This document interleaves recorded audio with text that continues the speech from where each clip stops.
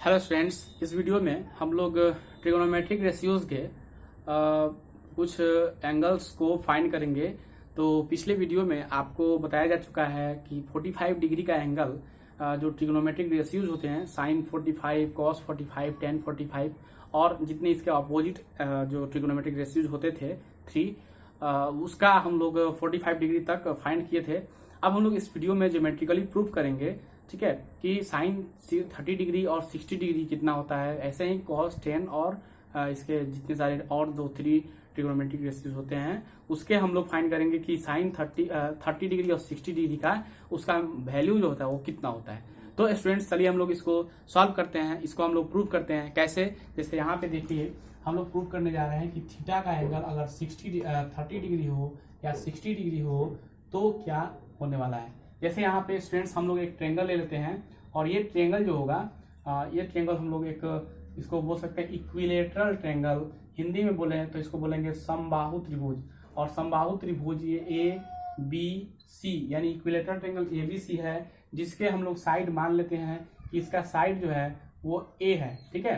यानी इसका साइड ए है और इसका भी साइड ए है, इसका भी साइड ए है।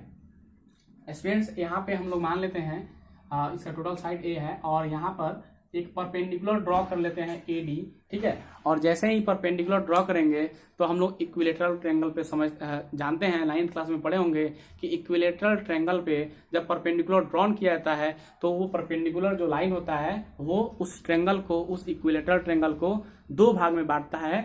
यानी कि एक ट्रायंगल ए डी बी होगा और एक ट्रायंगल ए डी सी होगा और दोनों ट्रायंगल जो होंगे आपस में कांग्रुएंट यानी सर्वांगसम होंगे, ठीक है। यानी जिसका जो साइड होगा ए बी उसका साइड ए सी के बराबर हो जाएगा, बी डी सी के बराबर हो जाएगा, ठीक है। और ये ए डी दोनों में कॉमन हो जाएगा तो ये ट्रायंगल सर्वांगसम भी हो जाएंगे यानी कांग्रुएंट भी हो जाएंगे। तो स्टूडेंट्स, ये हम लोग पहले पढ़ चुके हैं। अब स्टूडेंट्स, यहाँ पे हम लोग समझ लेते हैं कि ये जो साइड बी सी है, जब ये ए डी इसको 2 भाग में बांटेगा यानी ये बी डी का वैल्यू क्या हो जाएगा, तो ए का हाफ हो जाएगा और ये भी ए का हाफ हो जाएगा यानी a/2 हो जाएंगे।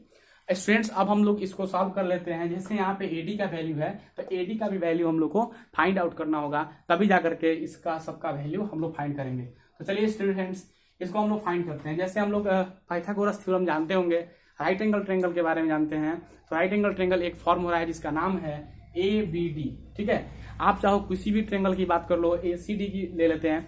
अब कोई भी एक ट्रायंगल ले लो। अब एक बात ध्यान रखना है, जब ये इक्विलेटरल ट्रायंगल है तो इसका एंगल कितने होने वाले हैं, तो ये 60 डिग्री का होने वाला है यानी सारे एंगल 60 के होंगे। तो स्टूडेंट्स, जब ये 2 भाग में बांट रहा है तो इसके एंगल भी 2 भाग में बटेंगे यानी ये 30 डिग्री का ये भी हो जाएगा और 30 का ये भी हो जाएगा। सारे एंगल्स इक्वल होंगे। और यहाँ पे आप देख सकते हो हम लोग ट्रायंगल एबीडी में आ जाते हैं। तो इन ट्रायंगल एबीडी में जैसे ही आएंगे तो राइट ट्रायंगल बनेगा। इन ट्रायंगल एबीडी में देखो यहाँ पे क्या है, जब हम लोग इस एडी को फाइंड करेंगे तो एडी को फाइंड कैसे करेंगे, तो यहाँ पे एडी का वैल्यू हम लोग पाइथागोरस प्रॉपर्टी जानते हैं कि हाइपोटेनस का स्क्वायर जो होता है वो परपेंडिकुलर का स्क्वायर प्लस बेस का स्क्वायर होता है, ठीक है।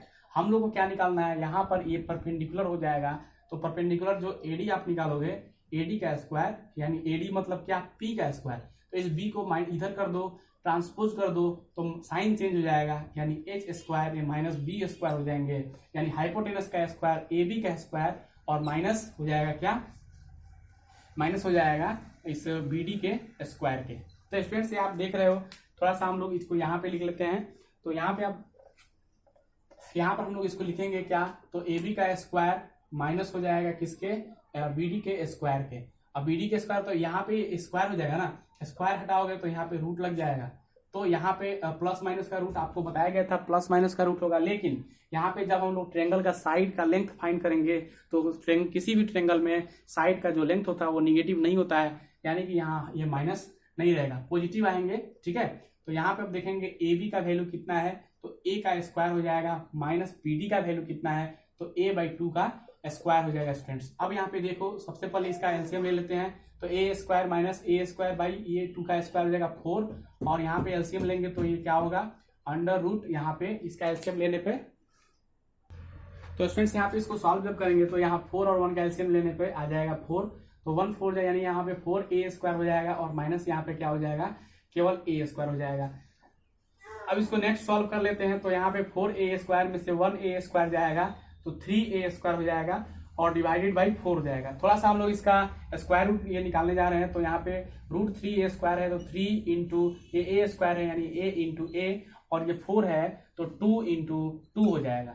स्टूडेंट्स अब जो कॉमन होगा इसको हम लोग कॉमन निकाल लेते हैं। तो यहाँ पे कॉमन निकालने पे क्या होगा, ये जो 3 है वो उसका कॉमन तो होगा नहीं क्योंकि ये अकेला है, इसलिए ये रूट में ही रहेगा 3, और a डबल है तो यहाँ पे एक जो है निकल जाएगा बाहर, तो यहाँ पे a आ जाएगा, और 2 भी डबल है यानी एक 2 भी बाहर आ जाएगा। तो स्टूडेंट्स आप यहाँ देख सकते हो कि यहाँ पे जो AD का वैल्यू आया है वो कितना आ गया, √3a/2। ठीक है स्टूडेंट्स, थोड़ा सा हम लोग इसको इरेज करने के बाद नेक्स्ट पे हम लोग आते हैं। अब सारे जितने फॉर्मूला है उसको हम लोग सॉल्व कर लेंगे और देखेंगे कि उसका वैल्यू कितना आता है। जैसे यहाँ पे अब हम लोग sin 30 की बात कर लेते हैं। जैसे यहाँ पे sin 30 की बात करते हैं तो पहला फॉर्मूला आ जाता है, पहला क्या होगा sin 30, sin थीटा की जगह पे हम लोग एंगल लेंगे 30 डिग्री का। हम लोग सारे 30 डिग्री को फाइंड करने जा रहे हैं। थीटा का एंगल जब 30 डिग्री हो तो कितना होगा। जैसे sin 30 डिग्री की बात करें तो sin 30 का वैल्यू आप कैसे फाइंड करोगे, इस 30 डिग्री में आ जाओगे इन ट्रेंगल, एक ट्रेंगल हम लोग लेते हैं, कोई भी ट्रेंगल ले सकते हैं, ये ट्रेंगल हो या ये ट्रेंगल हो, तो हम लोग इन ट्रेंगल आ जाते हैं ABD में, और ABD ट्रेंगल है। इसमें देखो पहला फॉर्मूला क्या बन जाता है, यहाँ पे sin 30 का होता क्या है, हम लोग शुरू में पढ़े होंगे। sin 30 का वैल्यू sin थीटा का होता है P/H होता है। ठीक है, तो P/H होता है, P यहाँ पे कौन सा है 30 की बात करते हैं तो इसके अनुसार परपेंडिकुलर जो होगा BD हो जाएगा, और हाइपोटेनस जो होगा वो AB हो जाएगा, AB हो जाएगा, और यहाँ पे BD हो जाएगा। अच्छा BD का वैल्यू कितना दिया हुआ है, तो BD का वैल्यू हम लोग के पास है a/2। स्टूडेंट्स यहाँ पे AB का वैल्यू कितना है, तो AB का वैल्यू आया है a, यानी कि इसको जब सॉल्व करोगे तो यहाँ a/1 हो जाएगा, तो a/2, और ये जब रेसिप्रोकल होगा 1/a हो जाएगा, और यहाँ पे ये कट जाएगा, यानी कि sin 30 का वैल्यू कितना आ गया 1/2। ठीक है स्टूडेंट्स, अब यहाँ पर हम लोग फिर जो सेकंड नंबर आएगा वो होगा cos 30 डिग्री का। sin 30 का वैल्यू हमारे पास आ चुका है, और sin 30 डिग्री का वैल्यू होता है 1/2। तो स्टूडेंट्स यहाँ पे अब हम लोग cos 30 का निकालने जा रहे हैं। cos थीटा का फॉर्मूला होता है B/H यानी बेस बाई हाइपोटेनस, आधार बटा कर्ण। तो यहाँ पे आधार का काम कौन करेगा, इस 30 डिग्री के हिसाब से तो बेस हो जाएगा AD, और यहाँ पे H हाइपोटेनस क्या हो जाएगा, ये AB। ठीक है, अच्छा AD का वैल्यू कितना दिया है, तो √3/2a हो जाएगा, और डिवाइड किससे करेंगे, AB से, और AB का वैल्यू है a। तो स्टूडेंट्स a से ये a कैंसिल हो जाएगा, बच क्या जाएगा √3/2, यानी कि cos 30 का वैल्यू हमारे पास आ चुका है, और ये वैल्यू कितना होगा √3/2 होता है। तो cos 30 का वैल्यू हम लोग √3/2 लिखेंगे स्टूडेंट्स। अब हम लोग स्टूडेंट्स आते हैं, थर्ड नंबर होता है tan 30 डिग्री का वैल्यू। तो tan 30 डिग्री का वैल्यू क्या होता है, इसका tan थीटा का वैल्यू आपको याद होगा P/B होता है, यानी कि परपेंडिकुलर बाई बेस, लंब बटा आधार।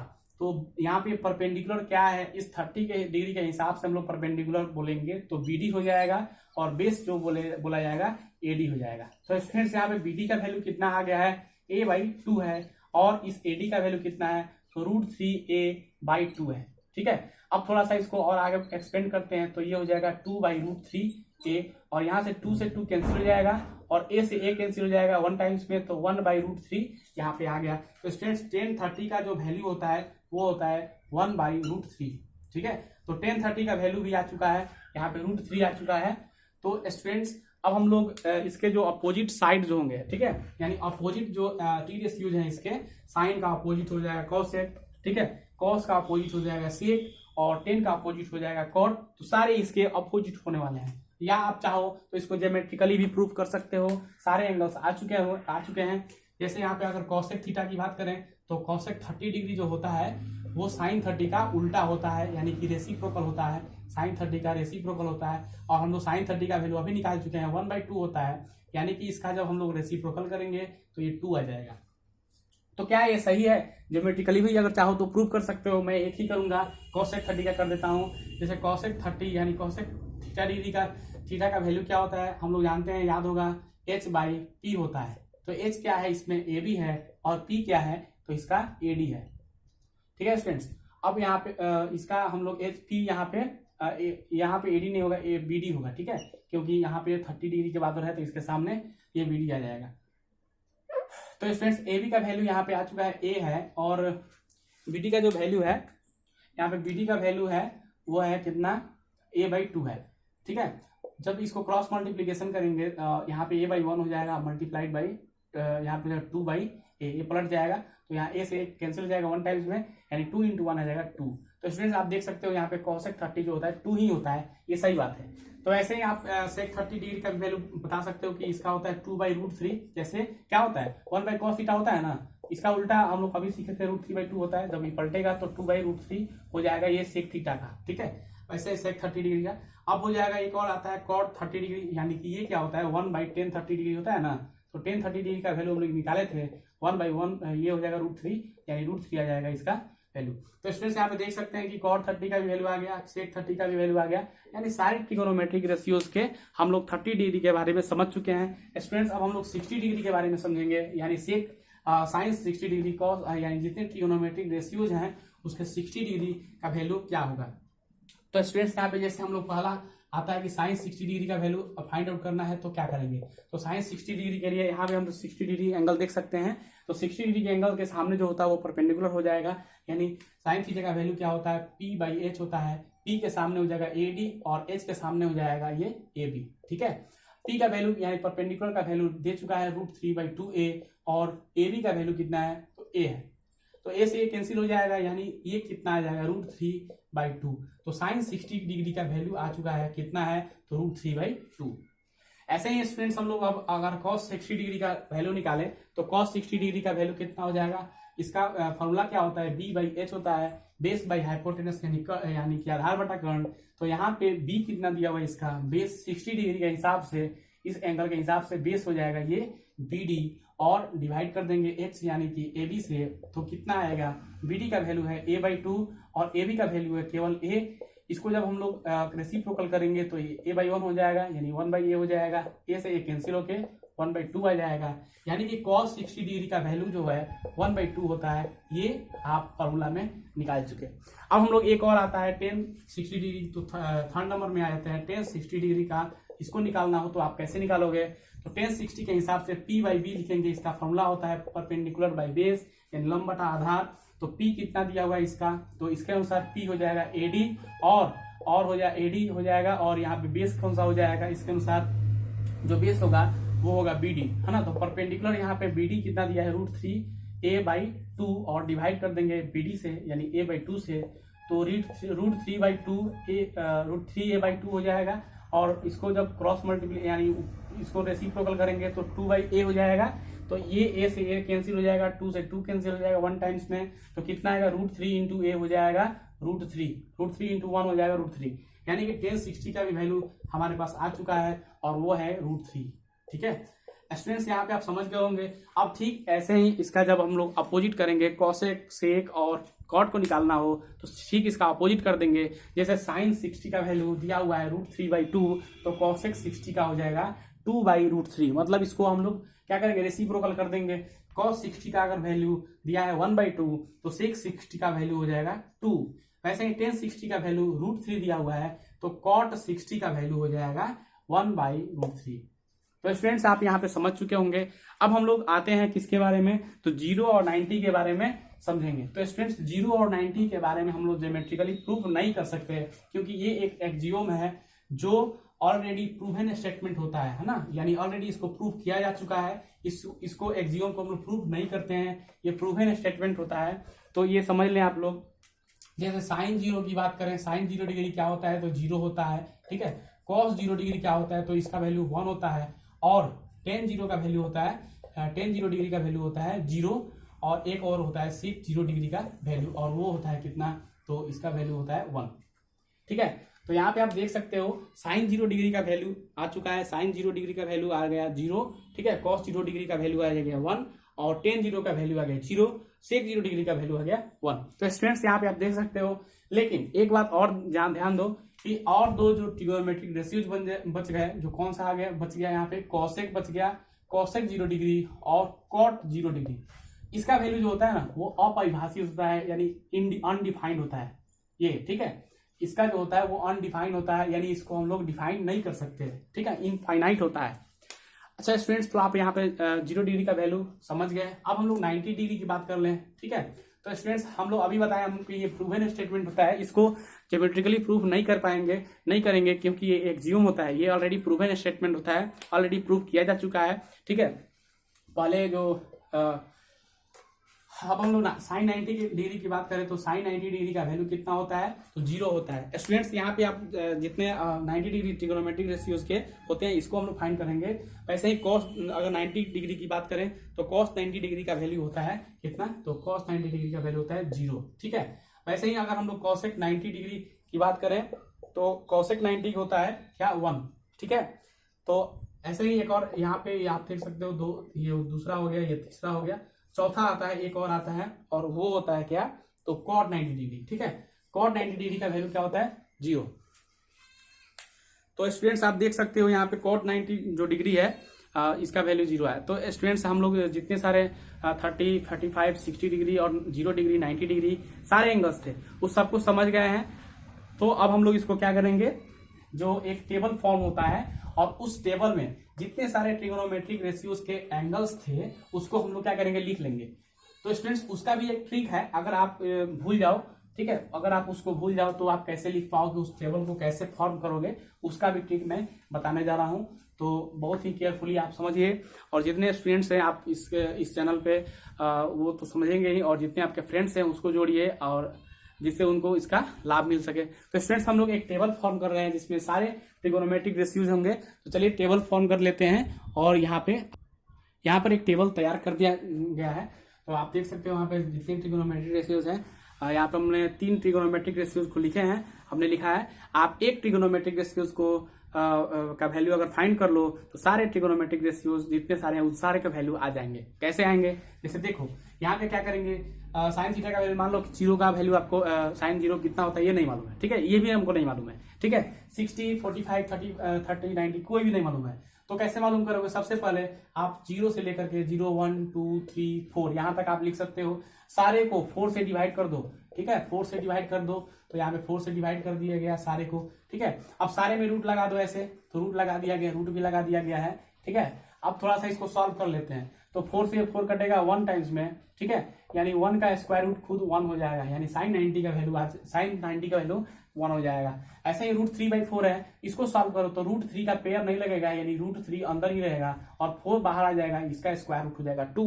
वैसे ही इस 2/4 कैंसिल कर दो तो 1 ये 2 टाइम्स में चला जाएगा, यानी क्या आएगा, रूट अंडर 1/2 आएगा, यानी कि रूट 1 का हो जाएगा 1 × 1, यानी कि ये स्क्वायर रूट बाहर आ जाएगा 1 हो जाएगा इसका, और 2 अंदर ही रहेगा, यानी 1/√2 इस 45 का वैल्यू आ जाएगा। अच्छा 1/4 है तो इसको हम लोग क्या करेंगे, ये 1/4 है तो 1/2 हो जाएगा, इसलिए कि 1 का स्क्वायर रूट 1 हो जाएगा और 4 का स्क्वायर रूट 2 हो जाएगा। तो यहाँ पे साइन 30 का वैल्यू आ चुका है। तो यहाँ पे अब 0/4 है तो 0/4 क्या होता है, 0 ही होता है, यानी कि साइन थीटा का जितना सारा वैल्यू है वो सारा आ चुका है। एक बार फिर से हम लोग इसको लिख लेते हैं, इसका साइन 0 का वैल्यू 0 होगा, 30 का वैल्यू 1/2 होगा, 45 का वैल्यू 1/√2 होगा, 60 का वैल्यू √3/2 हो जाएगा, और 90 का वैल्यू 1 होगा। स्टूडेंट्स आप देख रहे हो यहाँ पे साइन थीटा का वैल्यू आ चुका है।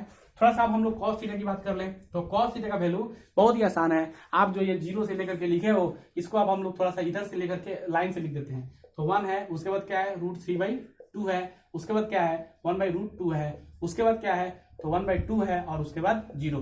तो यहाँ पे cos थीटा का वैल्यू भी आ चुका है, तो बहुत ही आसानी से इसको लिख सकते हो। इसके बाद आता है क्या, तो टेन थीटा। स्टूडेंट्स आपको टेन थीटा के बारे में हम बताए थे कि टेन थीटा, आप पिछले वीडियो को देख सकते हो। टेन थीटा क्या होता है, तो साइन थीटा डिवाइडेड बाई होता है कॉस थीटा। ठीक है, तो sine theta by cos theta जो होता है, साइन थीटा का वैल्यू यहाँ पे आ चुका है। अगर हम लोग को टेन 0 का वैल्यू निकालना है तो साइन 0 का वैल्यू 0 होता है और कॉस 0 का वैल्यू 1 होता है, तो 0/1 1 होता है, यानी कि 0/1 0 हो जाता है। तो यहाँ पे टेन थीटा का वैल्यू, टेन 0 का वैल्यू 0 है। स्टूडेंट्स यहाँ पे आप समझ सकते हो। वैसे ही अगर आपको निकालना हो टेन 30 का वैल्यू, तो ऐसे ही आप सॉल्व करोगे, तो यहाँ पे टेन 30 साइन 30 का होता है 1/2। ठीक है, 1/2 होता है, और cos 30 का वैल्यू √3/2 होता है, तो 2 से 2 कैंसिल हो जाएगा, आ जाएगा 1/√3। तो यहाँ पे टेन 30 के वैल्यू आ गया। वैसे ही स्टूडेंट्स इसको आप 45 का जब वैल्यू पुट करोगे तो 1/√2 इसका साइन 30 का हो जाएगा, और 1/√2 इस cos 30 का हो जाएगा, तो 1/√2 कैंसिल हो जाएगा 1 टाइम्स में, तो यहाँ 1 आ जाएगा। वैसे ही टेन 60 का वैल्यू जब आप लिखोगे तो √3 आ जाएगा, ऐसे ही आप जब साइन 90 का वैल्यू फाइंड आउट करोगे तो सॉरी टेन 90 का, तो साइन 90 कितना होता है, साइन 90 होता है 1 और यहाँ पे कॉस 90 होता है 0। तो यानी ये अनडिफाइंड हो जाएगा क्योंकि किसी भी नंबर से जीरो से किसी भी नंबर को डिवाइड करेंगे तो वो अनडिफाइंड हो जाता है, ठीक है, इनफाइनाइट हो जाता है, ठीक है स्टूडेंट। तो यहाँ पे 1090 हो जाएगा क्या, अनडिफाइंड, ठीक है स्टूडेंट्स। तो आप यहाँ देख सकते हो कि टेन थीटा का अगर वैल्यू निकालोगे, 10 अगर हम लोग बात करें 90 का, तो ये नॉट डिफाइंड होता है, डिफाइंड नहीं किया जा सकता। तो स्टूडेंट्स आप जैसे ही साइन कॉस 10 का वैल्यू निकाल लोगे, वैसे ही जितने सारे ट्रिगोनोमेट्रिक रेशियोज हैं जो बचे हुए, कॉसेक हो गया या आपका सेक हो गया या आपका कॉट हो गया, ठीक, ये सब क्या होते हैं, इस सारे साइन कॉस 10 के अपोजिट होते हैं, रेसिप्रोकल होता है। जैसे अब हम लोग एक मैं बताता हूं, बाकी आपको खुद से लिखना है। जैसे साइन 30 की बात करें तो साइन 0 डिग्री, ठीक है। अगर हम लोग को निकालना क्या हो, कॉसेक 0, ठीक है, कॉसेक 0 अगर निकालना हो तो आप क्या करोगे, 1/sin 0 कर दो, ठीक है। तो 1/sin 0 कितना होता है, तो साइन 0 0 होता है, यानी 1/0 ये होता है क्या, तो नॉट डिफाइंड होता है ना, यानी अपरिभाषित, इसको हिंदी में बोल सकते हो अपरिभाषित है, इसका परिभाषित नहीं किया जा सकता, ठीक है। ऐसे ही अगर आपको कॉसेक 30 निकालना हो, कॉसेक 30, तो आप निकाल दो क्या, 1/sin 30, ठीक है। तो साइन 30 का वैल्यू हम लोग क्या जानते हैं, 1/2 होता है, ठीक है। यानी इसको जब रेसिप्रोकल करोगे तो आ जाएगा 2, यानी कॉसेक 30 का भी वैल्यू आ चुका है। उसके बाद आप अगर आपको निकालना हो कॉसेक 45 डिग्री का, तो कॉसेक 45 डिग्री का भी वैल्यू आप क्या करोगे, निकाल सकते हो। इसका होता है 1/sin 45 कर दो, और sin 45 का वैल्यू हम लोग जानते हैं 1/√2 होता है। तो जैसे ही 1/√2 आएगा, इसको आप रेसिप्रोकल कर दोगे तो √2/1 हो जाएगा, यानी इसका वैल्यू √2 हो जाएगा। तो स्टूडेंट्स आपको समझ में आ चुका होगा, और जितना सारा यह फॉर्मूला है, ये सारे फॉर्मूला बहुत ही आसानी से बनने वाले हैं। तो स्टूडेंट्स हम लोग इस वीडियो में यहीं तक समझेंगे। अगर आपको ये वीडियो समझ में आ गया तो आप इसे लाइक करें, सब्सक्राइब करें, शेयर करें और कमेंट करना ना भूलें। और आपके फ्रेंड्स जितने सारे हैं उनको आप इसमें जोड़िए, है ना। इससे आपको क्या होगा, आपको तो लाभ होगा ही, आपके फ्रेंड्स को भी इससे लाभ होगा। तो स्टूडेंट्स इस वीडियो में आज बस इतना ही। Thank you.